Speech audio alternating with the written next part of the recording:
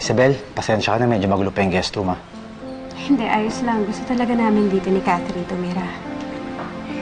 Bilin po kasi sa akin ni Lola na dito po ako tumira eh. Tsaka gusto ko naman po taparin po yun dahil siya na rin po yung tumayo po bilang nanay ko nung nagkahiwalay po tayo. Anak, naiintindihan ko. Alam mo, sobrang bait ni Lola Matilda mo. Alam ko na gusto niya itong makita, yung ganito tayo. Sayang nga eh, hindi niya ito naabutan dahil sa pilitan na siyang kinuha sa atin ni Scarlett. Sa tingin ko naman masaya na ang Tita Matilda. Dahil nasa piling na totoo niyang nanay, ang paborito niyang apo.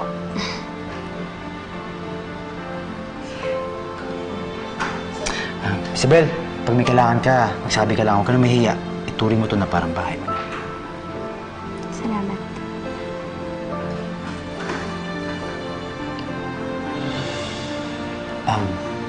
Catherine, I'm sorry tatanggalin ko naman talaga yung picture nila Scarlett Inuna ko lang kasi kusuhin yung tutulugan ng nanay mo.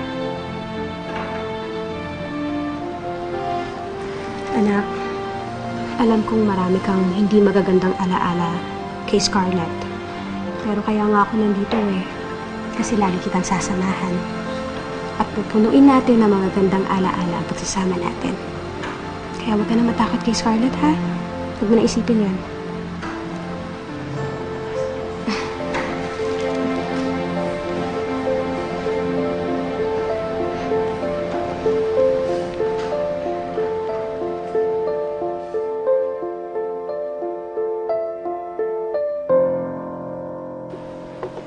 Jonas?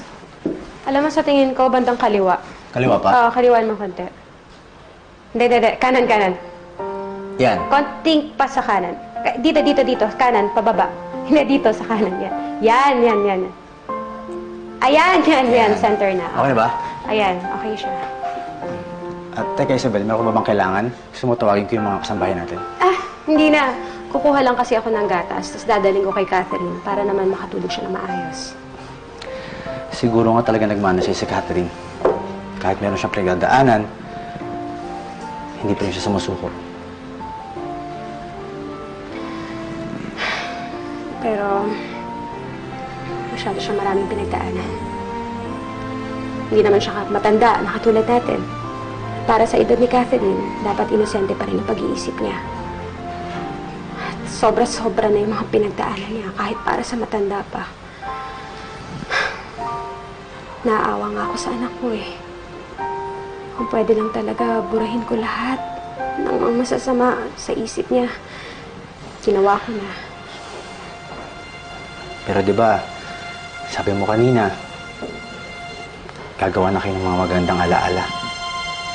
At hopefully, makalimutan ni Catherine lahat ng mga hindi magandang nangyari sa buhay niya. Alam kong magagawa mo yun. At alam kong magiging madali yun para sa'yo dahil ikaw ang nanay niya. Salamat, Jonas. Salamat sa pag-aalaga mo sa anak ko, ha?